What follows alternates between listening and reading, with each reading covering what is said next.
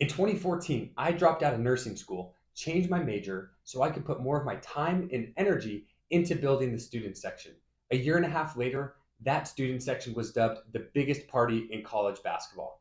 My name is Brandon Kaiser, founder and CEO of Biggest Fan, where all we do is help schools create the ultimate student section experience, and this is my student section story.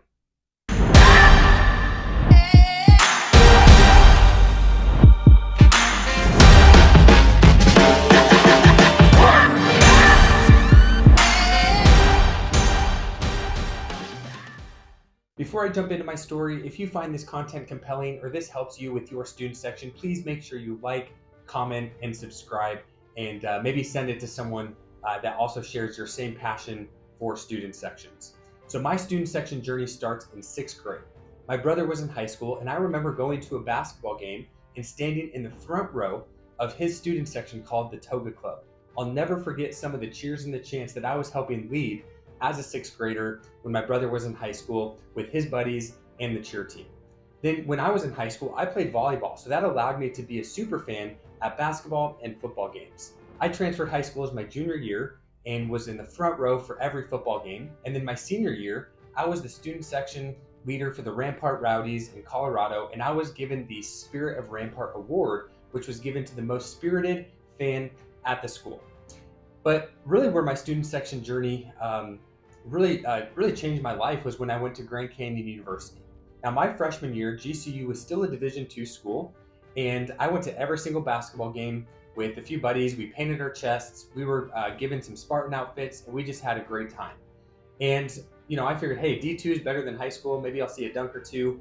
And at the time, the student section was called the Monsoon section, and they were giving out all sorts of big prizes: TVs, computers, Beats headphones. And the people that always won those prizes were always sitting in the top row doing homework. I never won a prize, which was discouraging because I was yelling and putting all this energy into cheering on our team for 2 hours, and I never won a prize. And that was the first time I really realized the traditional marketing of giving away free prizes doesn't really build an exciting culture. Well, at the end of my freshman year, we were told that GC was going to have a big announcement, and they announced that they were going Division I and hiring Dan Marley as the basketball coach. So at the press conference, I painted up with some buddies. We were in the front row during the press conference, just bringing the energy. And then that summer, I worked at a camp, and I was coming back to my sophomore year in the fall of 2013, I saw a job posting to be a student section leader. And so I was selected as one of the first three student section leaders to build out the Havocs, which was this new part of the Monsoon section, which was really just for the craziest fans that wanted to be in the front row. So that first year, from 2013 to 2014, myself and two other leaders, Trevor Knotts and Justin McCary, were tasked with building out the Havocs. And we probably averaged about 150 Havocs at each game, but there was no brand. We only had a Facebook page or group in terms of marketing. It was very grassroots. So at the end of that season, I knew that we had to, find some more leaders. And so I went and recruited three of my good friends, Josh, Brennan, and Steve, to be Havoc leaders for the following year. So fast forward to my junior year, which was 2014 to 2015, we finally started to get some traction with the in-game experience. We would run down the aisles to a song right before tip-off. We had our pregame event in the loading dock. So the Havocs experience was definitely starting to gain some attention, but it was still the craziest part of the Monsoon, and we still didn't really have any social channels. And again, it was very organic. One of the highlights from my junior year was the Midnight Madness, and we had a pre-event called the 10:30 turn up at the baseball field, where all the Havocs met up. We taught all of our cheers and chants, and then we marched over to the arena, and that was really fun, and we really started to get some traction.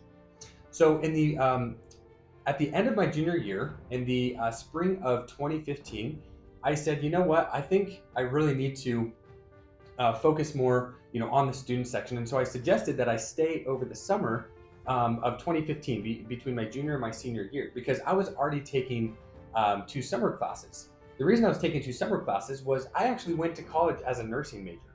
I wanted to play college volleyball and be a nurse. Neither of those things happened. And little did I know that just being crazy at a basketball game would develop into, where I am today. And so when I was in the nursing program the fall of my junior year, I realized it was taking a lot of time away from the Havocs and being a student section leader. I also didn't really see myself being a nurse as a career. And so, I made the hard decision 5 weeks into nursing school. Hey, am I going to just stick this out of fear and job security, or am I going to really pursue my passions and figure out what I'm going to do for a job later? And so I made the hard decision to actually drop out of nursing school and change my major so I could focus more on the Havocs.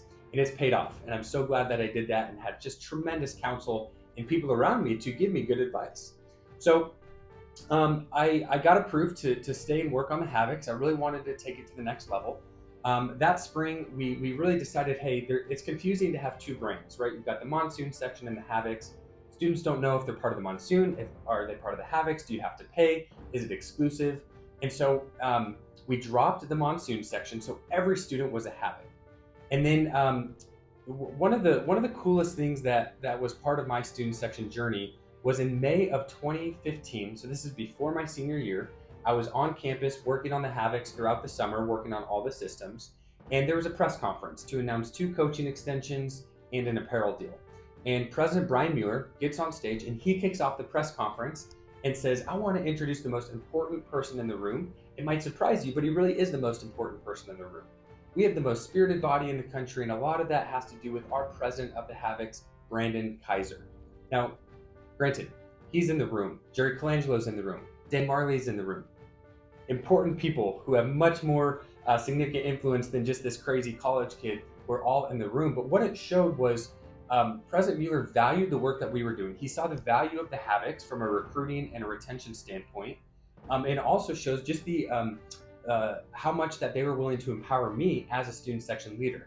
But I said, hey, we have so much more work to do. I appreciate the shout out and the accolades, but we're just getting started. So over the course of the summer, I built out all the different systems of the Havocs. We took a look at the branding, created a logo, a website. We launched all of our social media channels. We came up with our all access pass, which was for the students who really wanted more, that was exclusive. It helped generate revenue and subsidize some of our costs. And we took a look at the ticket operations, the entrance, the pregame. What we were doing previously was not going to work at scale if we had 2,000 students at games. So we had to kind of redo everything. I created an org chart, job descriptions. We hired 5 more leaders for the following year. So fast forward to senior year, which is the fall of 2015, and we had a march to the match. We had just, there was a new soccer stadium coming down the pipe. We just hired Coach Shellis Hyman. We wanted to expand to soccer. So we had a successful march to the match. We stormed the field the very first game during Welcome Week. And so I was like, okay, we've got some traction. Students are really excited about this Havocs thing. Over the course of that year, we went from 0 to 10,000 plus followers on Instagram. And the big event that we were looking forward to was Midnight Madness. And Taylor Griffin is an absolute mastermind when he was planning all these Midnight Madnesses. And it was Star Wars themed because it was our 3rd year D1. And that was around the time that 3rd Star Wars movie was coming out. And so we had planned to put all this effort into Midnight Madness. And we show up and there's 5,000 students lining up outside the door 2 hours before the event even starts. And so I said, okay, I think we have something here with the Havocs. And so Midnight Madness happened. It was 45 minutes of pure chaos and adrenaline. I'm sure there's some highlight videos on YouTube that you can go check out. I said, okay, we have something special here. If this translates into basketball, we're going to have one of the best student sections in the country. And so sure enough, we launch our all access pass that sells out in an hour. And then the first game happens, and we have 2,500 students all standing and engaged for a Division II exhibition game. And so that was incredible, and the team was really good that year. They had a hot start. And so just a few highlights from my senior year. December, we actually played at San Diego State. The Havoc leaders and we all drove out. We went and supported our guys at Viejas Arena. We ended up winning on the road, which was, to me, I thought that was going to be the pinnacle of my senior year. Hey, we beat San Diego State at their place.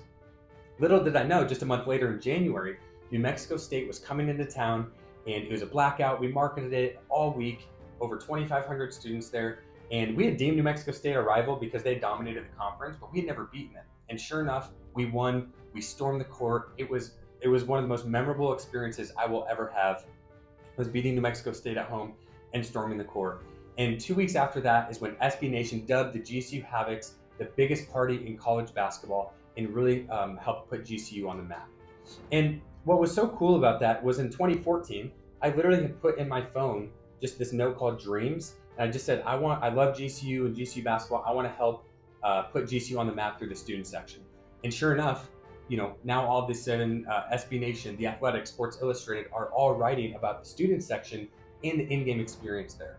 And so after I graduated, I had actually created my own job to become the Havocs coordinator. I learned a lot about leadership. Look, students come and go, leaders graduate. I had to go ahead and hand over the opportunity to Karsten and Steve so they could really fly and take this thing to the next level.